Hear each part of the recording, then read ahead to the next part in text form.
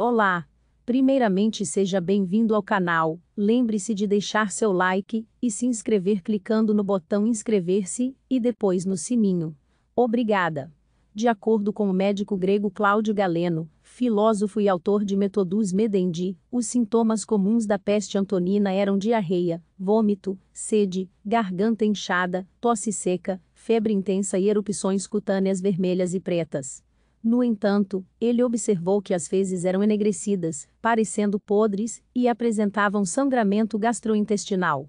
Além disso, a tosse seca era acompanhada de um odor pútrido. Desse modo, foi observado que os infectados sofriam com a doença por cerca de 2 semanas, mas nem todos os que contraíram, morreram, com muitos desenvolvendo imunidade contra novos surtos.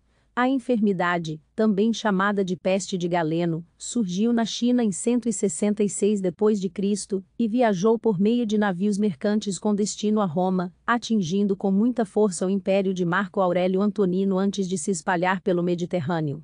Como começou? Fonte: o Orbo de História e Reprodução. É provável que os militares romanos entraram em contato com a peste durante o cerco de Seleucia, uma importante cidade às margens do rio Tigre, e as tropas que voltaram das guerras que aconteciam no leste, espalharam a doença para o norte, a Gália e entre os soldados ao longo do rio Reno. Devido à primeira onda da doença, que durou até 180 d.C., surgiram várias lendas sobre a origem da peste antonina.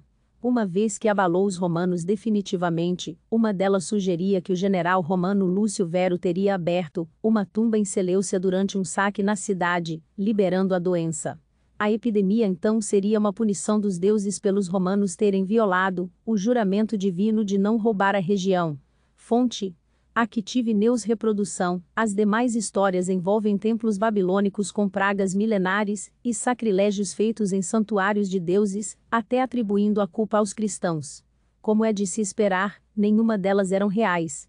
No entanto, o que de fato foi real era sua letalidade.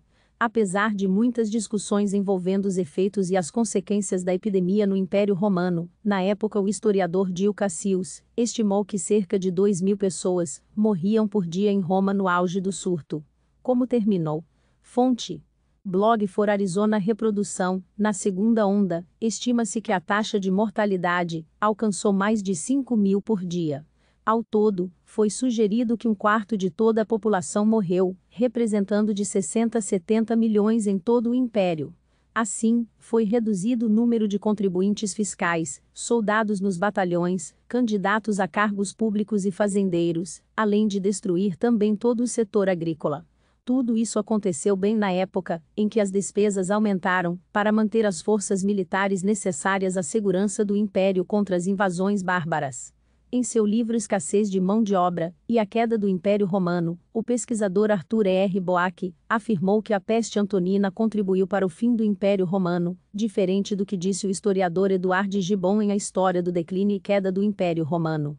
Fonte: Sorte História e Reprodução. Boak argumentou que, a partir do momento que os militares tiveram de alistar mais camponeses e funcionários locais em suas tropas, isso diminuiu drasticamente a produção de alimentos e a falta de suporte nas questões administrativas das vilas e cidades, enfraquecendo o império como um todo.